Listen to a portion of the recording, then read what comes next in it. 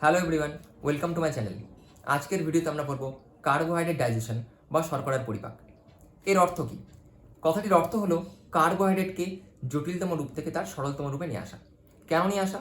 কারণ যাতে সেটি ক্ষুদ্রান্তের ভিলাই দ্বারা শোষিত হতে পারে। শোষিত হয়ে সেটি আমাদের দেহের প্রতিটা কোষে প্রবেশ করে শ্বসন প্রক্রিয়াতে অংশগ্রহণ করবে এবং শক্তি উৎপন্ন করবে, যে শক্তিকে কাজে লাগিয়ে আমরা বেঁচে থাকবো। তো আমরা প্রধানত 3 প্রকার খাদ্য উপাদান গ্রহণ করি: প্রোটিন, ফ্যাট, কার্বোহাইড্রেট। তার মধ্যে প্রোটিন এবং ফ্যাট দেহ গঠনে সাহায্য করছে, হোয়ারাস কার্বোহাইড্রেট শক্তি উৎপাদনে সাহায্য করছে। বোঝা গেল? তো পরিপাক বা ডাইজেশনের মেন মোটিভটাই হচ্ছে জটিলতম রূপ থেকে সরলতম রূপে নিয়ে আসা, যাতে সেটি ক্ষুদ্রান্তের ভিলাই দ্বারা শোষণ উপযোগী হয়ে ওঠে। তো এই যে কার্বোহাইড্রেট বা শর্করা, এটিকে 3টে রূপে আমরা পেতে পারি বা 3টি রূপে গ্রহণ করতে পারি। These are polysaccharide number 1, number 2 disaccharide, and number 3 monosaccharide. Okay, দেখে নেওয়া যাক। তো এই 3টি রূপে আমরা কার্বোহাইড্রেটকে গ্রহণ করতে পারি। তার মধ্যে ম্যাক্সিমামটাই পলিস্যাকারাইড রূপে আমরা গ্রহণ করি। তো আজকের ভিডিওটা আমি একটু অন্যভাবে শুরু করছি, ভালো করে বুঝবে। অনেক কটা জিনিস আলোচনা করব, শুরু থেকে শেষ পর্যন্ত ভিডিওটা অবশ্যই দেখবে। পলিস্যাকারাইড বা বহু শর্করা, এটি অসংখ্য মনোস্যাকারাইড বা একক শর্করা মিলিত উৎপন্ন হচ্ছে। অনেকগুলি মনোস্যাকারাইড কনডেনসেশন বিক্রিয়া দ্বারা যুক্ত হয়ে উৎপন্ন করছে পলিস্যাকারাইড। কীভাবে হচ্ছে? একটা মনোস্যাকারাইডের অণু থেকে H+ আয়ন বিযুক্ত হচ্ছে এবং ঠিক তার পরের মনোস্যাকারাইড অণু থেকে OH- আয়ন বিযুক্ত হচ্ছে। দুটো মিলে জল রূপে বেরিয়ে যাচ্ছে এবং দুটো মনোস্যাকারাইড পরপর যুক্ত উৎপন্ন করছে ডাইস্যাকারাইড, এবং সেটা পরপর আরও পরপর মনোস্যাকারাইড এসে যুক্ত হচ্ছে এবং উৎপন্ন করছে আলটিমেটলি পলিস্যাকারাইড। কি করে? দেখো, এটা একটা মনোস্যাকারাইড এবং এটা একটা মনোস্যাকারাইড। এই মনোস্যাকারাইড থেকে OH- আয়ন বিযুক্ত হচ্ছে এবং তার পাশের মনোস্যাকারাইড থেকে H+ আয়ন বিযুক্ত হচ্ছে, দুটো জল রূপে নির্গত হচ্ছে এবং এই দুটি মনোস্যাকারাইড পরস্পর যুক্ত উৎপন্ন করছে একটা ডাইস্যাকারাইড, এবং এরপরে আরেকটা যুক্ত হচ্ছে, পরপর কন্টিনিউ হচ্ছে এবং উৎপন্ন করছে আলটিমেটলি পলিস্যাকারাইড। তো কার্বোহাইড্রেট ডাইজেশনের ক্ষেত্রে এই যে বিক্রিয়া, এটাকে রিভার্স রূপে করা হবে, উল্টোভাবে ভাবতে হবে। কার্বোহাইড্রেটকে বিশ্লিষ্ট করার সময় এই বিক্রিয়াটাই ঠিক উল্টোভাবে হবে। কি করে হবে?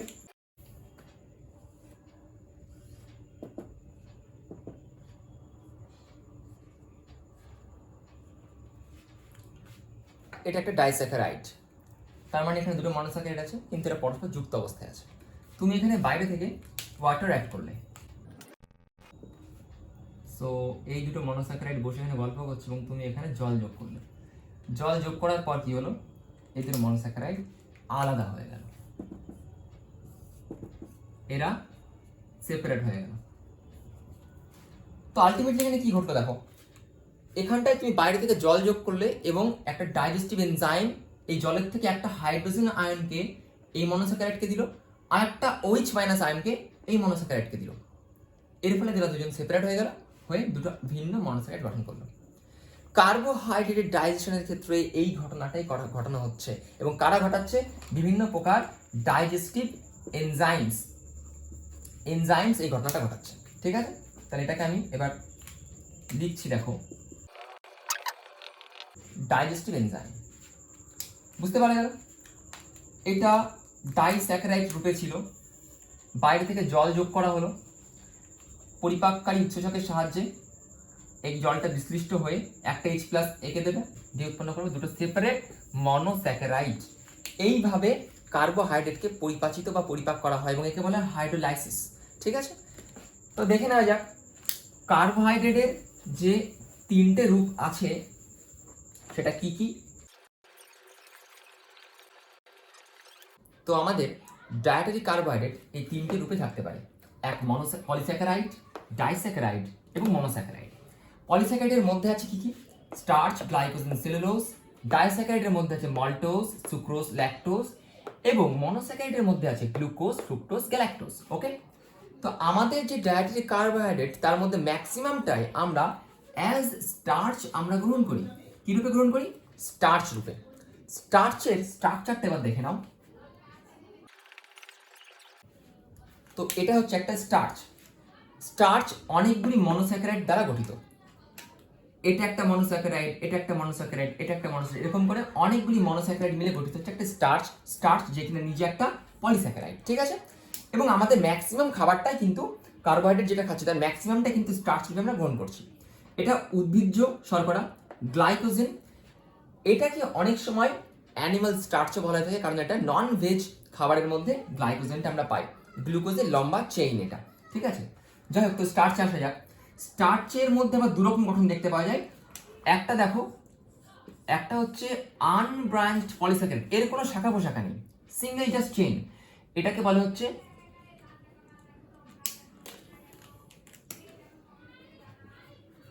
এটাকে বলে অ্যামাইলোজ, অ্যামাইলোজ, ওকে। অ্যান্ড আরেকটা আছে, সেটা হচ্ছে ব্রাঞ্চড পলিস্যাকারাইড, ঠিক আছে। কিরকম হবে সেটা দেখতে, এটার মধ্যে আবার ব্রাঞ্চিং পয়েন্টে বন্ড দেখা যাবে, ঠিক আছে। এটাকে বলা হবে অ্যামাইলোপেকটিন, অ্যামাইলোপেকটিন। তাহলে অ্যামাইলোজ এবং অ্যামাইলোপেকটিন দুটো মিলে গঠিত হচ্ছে স্টার্চ, ওকে। যেটা আনব্রাঞ্চড পলিস্যাকারাইড তাকে বলবো অ্যামাইলোজ, যেটা ব্রাঞ্চড পলিস্যাকারাইড তাকে বলবো হচ্ছে অ্যামাইলোপেকটিন। সো দেখো, এইগুলো কেন জানা দরকার, এগুলো না জানলে নেক্সট টাইম যখন ডাইজেশনটা পড়াবো তখন কিন্তু বুঝতে সমস্যা হতে পারে, ঠিক আছে।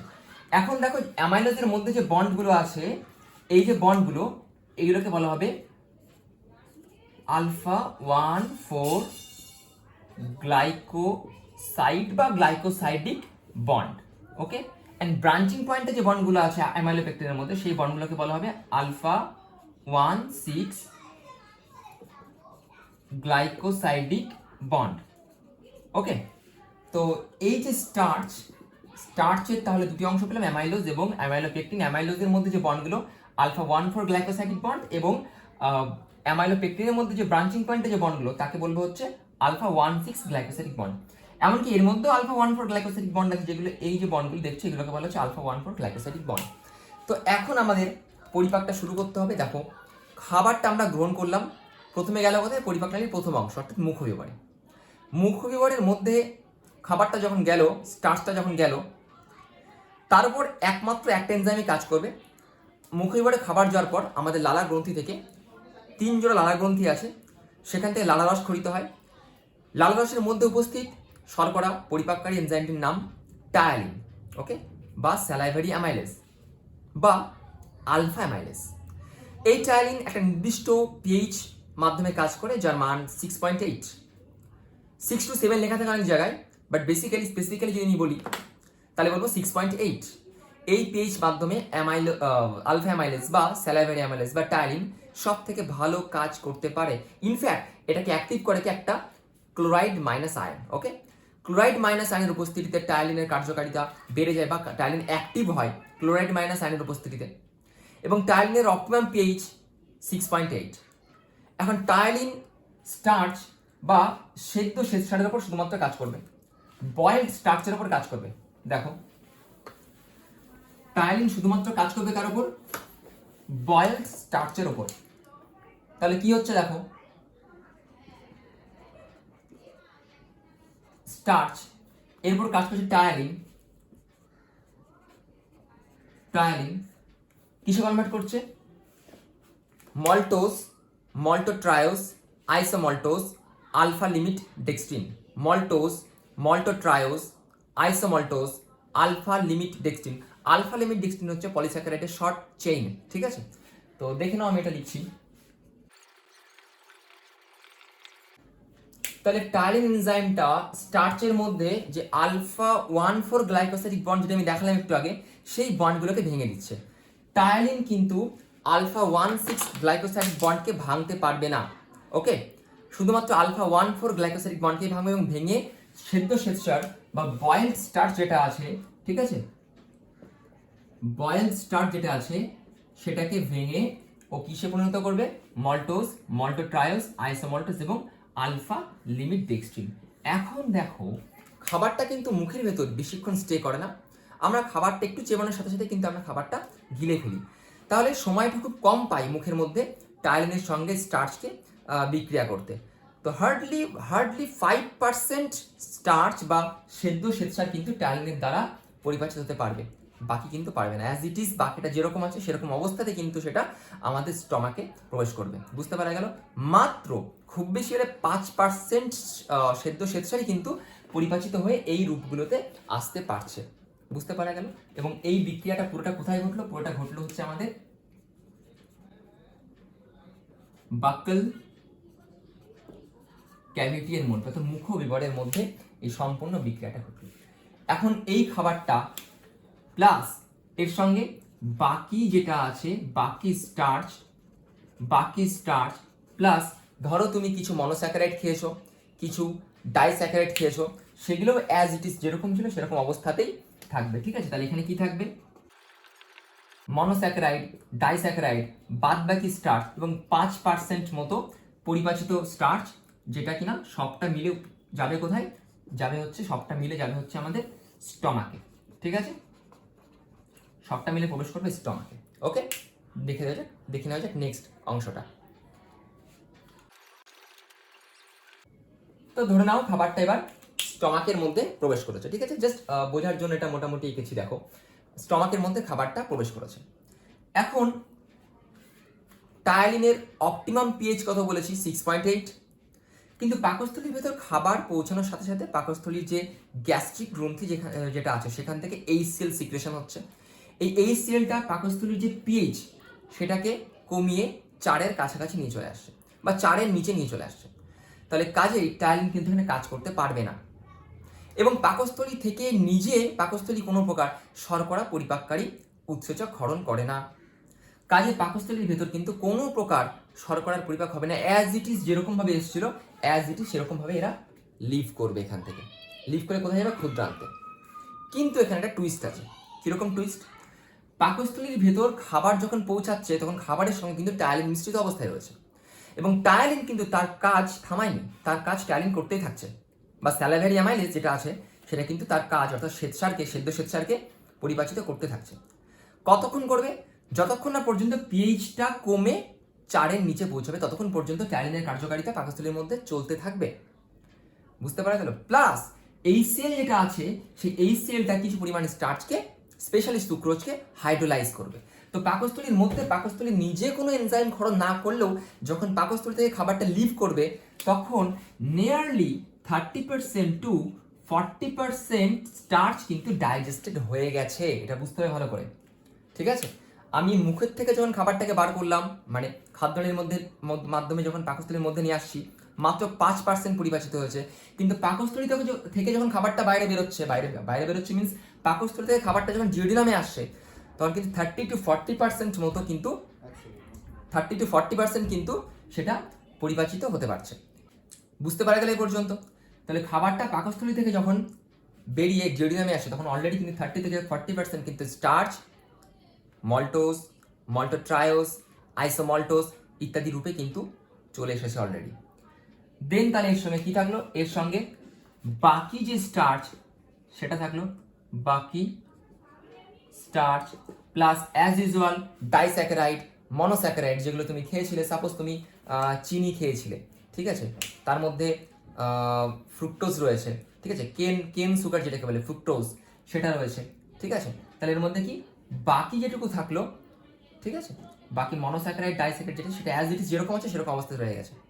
কারণ মনোস্যাকারাইডকে তো পরিপাক করার দরকার নেই, সে জাস্ট ওয়েট করবে কতক্ষণে সে ভিলাই পর্যন্ত পৌঁছতে পারে এবং শোষিত হতে পারে। ডাইস্যাকারাইড সে জাস্ট ওয়েট করবে কখন সে ক্ষুদ্রান্তে যাবে এবং কখন সে মনোস্যাকারাইডে কনভার্ট হতে পারবে। এখন টায়ালিন সেটা কিন্তু শুধুমাত্র কাজ করেছিল কিন্তু স্টার্চের উপর। কাজে মনোস্যাকারাইড, ডাইস্যাকারাইড যারা ছিল তারা অ্যাজ ইট ইজ যেরকম ছিল সেরকম অবস্থাতেই রয়ে গেছে। ওকে, দেন খাবারটা আসলো কোথায়? খাবারটা আসলো জিওডিনামে। দেখো এরপরে জিওডিনামে যখন খাবারটা আসলো তখন এখানে দুটো সিক্রেশন হলো। ফার্স্ট অফ অল এখানে রয়েছে প্যানক্রিয়াস এবং ওপর থেকে নেমে এসছে আমাদের কমন বাইল ডাক্ট এবং এখান থেকে প্যানক্রিয়াটিক ডাক্ট, তাই তো? এই গঠনটা আশা করি তোমরা জানো, ভিডিও আপলোড করা আছে, প্লেলিস্টে গিয়ে দেখে নিও হেপাটো প্যানক্রিয়াটিক অ্যাম্পুলার স্ট্রাকচারটা, ওটাতে আমি এখন যাচ্ছি না। তো যখন খাবারটা জিওডিনামে আসলো তখন প্যানক্রিয়াস থেকে বা অগ্নাশয় থেকে প্যানক্রিয়াটিক জুস খরিত হলো, অ্যাজ ওয়েল অ্যাজ পিত্ত নালী থেকে, ঠিক আছে, পিত্ত খরিত হলো। খাবারটা যখন পাকস্থলী অ্যাসিডিক মিডিয়াম থেকে বেরিয়ে ডিওডিনামে আসলো, খাবারটা কিন্তু অ্যাসিডিক অবস্থায় রয়েছে, কিন্তু প্যানক্রিয়াটিক জুস তার ভেতর যে শর্করা পরিপাকের এনজাইম তার নাম প্যানক্রিয়াটিক অ্যামাইলেজ। এটাও এক প্রকার আলফা অ্যামাইলেজ, কিন্তু এটার কার্যকারিতা স্যালাইভারি অ্যামাইলেজের থেকে অনেক গুণ বেশি। ওকে, স্যালাইভারি অ্যামাইলেজের মতো এটা একটা এনজাইম, কিন্তু এর কার্যকারিতা স্যালাইভারি অ্যামাইলেজের থেকে অনেকটা বেশি, এবং এটার অপটিমাম পিএইচ 8 to 8.5। কত? 8 থেকে 8.5। কি নাম বললাম?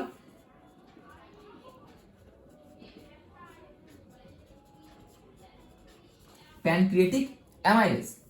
এই প্যানক্রিয়াটিক অ্যামাইলেজ এখন রিমেইনিং যে স্টার্চটা ছিল, বাকি যে পলিস্যাকারাইড যেটা ছিল, ভালো করে বুঝবে জায়গাটা, বাকি যেটুকু পলিস্যাকারাইড ছিল সেই সম্পূর্ণ পলিস্যাকারাইডটাকে কনভার্ট করবে disaccharide as well as oligosaccharide.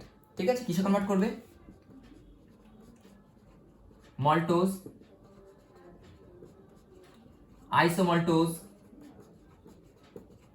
মল্টোট্রায়োজ, alpha limit dextrin. ঠিক আছে, তাহলে প্যানক্রিয়াটিক অ্যামাইলেজ বাকি যে স্টার্চ ছিল বা পলিস্যাকারাইড ছিল সেটাকে কনভার্ট করবে স্মলার ফর্মে। কি কি? স্মলটোজ, আইসোমল্টোজ, মল্টোট্রায়োজ এবং আলফা লিমিট ডেক্সট্রিন। সো খাবারটা যখন ডিওডিনাম থেকে লিভ করছে বা ডিওডিনামে যখন প্রবেশ করছে তার 20 থেকে 30 মিনিট পরে, নিয়ারলি 20 থেকে 30 মিনিট পরে, there will be no polysaccharide present in the food. Okay, কারণ প্যানক্রিয়াটিক অ্যামাইলেজ বাদ বাকি কাজটা করে দিয়েছে। সে খাবারগুলোকে স্টার্চটাকে মল্টোজ, বাকি স্টার্চটাকে maltose, isomaltose, maltotriose, alpha limit ডেক্সট্রিনে convert করে দিয়েছে কমপ্লিটলি, যেটা কিনা টায়ালিন সম্পূর্ণভাবে করতে পেরেছিল না, মাত্র 5%ই করতে পেরেছিল। সেই কাজটা কমপ্লিট করলো কে? Pancreatic amylase. বুঝতে পারা গেলে পর্যন্ত? এবং প্যানক্রিয়াটিক অ্যামাইলেজের কার্যকারিতা সাহায্য করলো কে? বাইল বা পিত্ত। ঠিক আছে, কারণ অ্যাসিডিক মিডিয়ামকে বেসিক মিডিয়ামে বা ক্ষারীয় মাধ্যমে কনভার্ট করে দিল কে? পিত্ত করে দিল। কাজে পিত্ত কিন্তু বলতে পারি প্যানক্রিয়াটিক অ্যামাইলেজের কার্যকারিতাকে বাড়িয়ে দিচ্ছে। ঠিক আছে, দেখো এই প্রসঙ্গে একটা কথা বলি। 6 মাসের কম বয়সী শিশুদের কখনো ভাত, রুটি বা স্টার্চ জাতীয় খাবার দেওয়া হয় না। কেন দেওয়া হয় না? কারণ তাদের তখন প্যানক্রিয়াসের গঠন বা কার্যকারিতা সঠিকভাবে শুরু হয় না। কাজে প্যানক্রিয়াটিক অ্যামাইলেজ তাদের অ্যাবসেন্ট থাকে, কাজে খাবার দিলে কিন্তু খাবারটা পরিপাচন ঘটবে না। ওই জন্য 6 মাস পরে মুখে ভাত বা 6 মাস পরে কিন্তু খাবারটা দেওয়া হয়। বুঝতে পারা গেল? নেক্সট দেখো, তাহলে এবার খাবারটা ডিওডিনাম থেকে লিভ যখন করছে, লিভ করে কোথায় যাচ্ছে? জেজুনামে যাচ্ছে, এবং এখানে কিন্তু কোনো প্রকার পলিস্যাকারাইড নেই। এখন ডিওডিনাম থেকে তো শুরু হচ্ছে ক্ষুদ্রান্ত, এবং ক্ষুদ্রান্তের যে ভিলাই আছে, সেই ভিলাইয়ের যে এন্টেরোসাইট অর্থাৎ যে কোষগুলো আছে, ভিলাইয়ের যে এপিথেলিয়াল লেয়ারে যে কোষগুলো আছে যাকে এন্টেরোসাইট বলা হয়, সেই এন্টেরোসাইটে 4টে ইম্পর্টেন্ট এনজাইম থাকে। কি কি সেই এনজাইমগুলো একটু দেখে নাও। তো এই জায়গাটা একটু এরকম করে দেখো, তো আমি জাস্ট জায়গাটা একটু বড় করে দেখাচ্ছি। তো এই যে ইনার ওয়াল যেটা আছে, তো এখানে তো এরকম ভিলাই আছে, তো এই ভিলাইগুলোর যে এপিথেলিয়াল লেয়ার যেটা আছে সেখানে যে কোষগুলো থাকে সেই কোষগুলোকে বলা হয় ব্রাশ বর্ডার সেল বা এন্টেরোসাইট। এই এন্টেরোসাইটকে যদি আমি জুম ইন করি তাহলে আমি দেখবো এখানে এরকম কোষ পরপর উপস্থিত আছে, এবং এই কোষগুলোর যে মেমব্রেন, এই যে সেল মেমব্রেন যেটা আছে কোষগুলোর, এই মেমব্রেনের মধ্যে 4টে এনজাইম ঢোকানো থাকে। মেমব্রেনের মধ্যে 4টে এনজাইম রাখা থাকে, 4 রকমের এনজাইম থাকে: maltase, sucrase, lactase, alpha limit dextrinase. Okay, কিরকম হচ্ছে? আবার এই জায়গাটাকে ধরো আমি জুম করছি, জুম করে কিরকম পাবে? তো এই সেল মেমব্রেনের মধ্যে 4 রকমের এনজাইম থাকবে, এরকম করে এনজাইমগুলো থাকে সেল মেমব্রেনের মধ্যে। 4 রকমের এনজাইম থাকে। কি কি এনজাইম থাকে দেখো: মল্টেজ, সুক্রেজ, ল্যাকটেজ এবং আলফা লিমিট ডেক্সট্রিনেজ। তো এই এনজাইমগুলো বা আমরা বলতে পারি আন্তিকরসী যে এনজাইমগুলো থাকে সেই এনজাইমগুলো যেটুকু ডাইস্যাকারাইড বা অলিগোস্যাকারাইড ছিল সবগুলোকে ও কিসে কনভার্ট করবে? মনোস্যাকারাইডে কনভার্ট করবে। কি করে কনভার্ট করবে দেখো, মুছে দিতে হবে এটুকু আমাকে।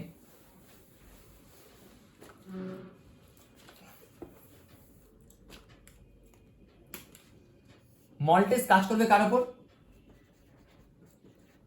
মল্টোজের উপর। সুক্রেজ কাজ করবে কার উপর? সুক্রোজের উপর। ল্যাকটেজ কাজ করবে কার উপর? ল্যাকটোজের উপর। আলফা লিমিট ডেক্সট্রিনেস আলফা লিমিট ডেক্সট্রিনের উপর কাজ করবে। এবং এটা একমাত্র এনজাইম যেটা কিনা আলফা 1,6 গ্লাইকোসাইডিক বন্ডকে ভাঙতে পারে। ঠিক আছে, ভেঙে সেটাকে তার স্মলার ফর্মে এবং অ্যাট লাস্ট ফাইনালি গ্লুকোজে কনভার্ট করে দেবে। ঠিক আছে, মল্টোজকে কনভার্ট করবে 2 অণু গ্লুকোজে, গ্লুকোজ প্লাস গ্লুকোজ। তাহলে দুটো গ্লুকোজ মিলে উৎপন্ন করে মল্টোজ, যাকে ভাঙছে কে? মল্টেজ। কোথায়? ক্ষুদ্রান্তের মধ্যে। ঠিক আছে, সুক্রেজ কাজ করবে কার উপর? সুক্রোজের উপর। কিসে কনভার্ট করবে?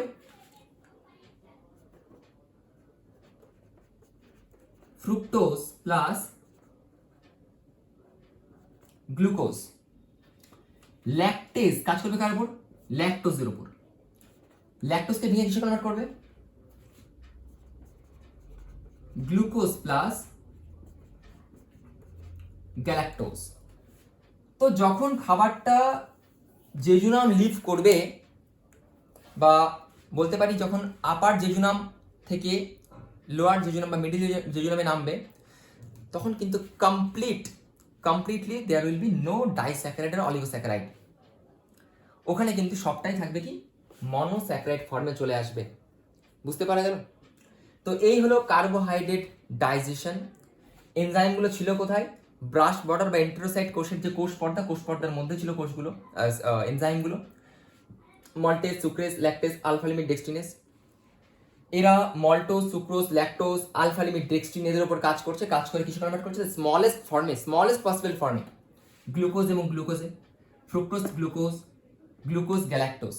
ওকে, এদের মধ্যে ম্যাক্সিমামটাই, যতটা স্টার্চ আমরা গ্রহণ করছি তার মধ্যে ম্যাক্সিমামটাই প্রায় 80%-এর বেশি উৎপন্ন হচ্ছে গ্লুকোজ। বাকি যেটুকু থাকে সেটুকু ফ্রুক্টোজ এবং গ্যালাক্টোজ থাকে। 80% মতো গ্লুকোজে কনভার্ট হয় স্টার্চগুলো।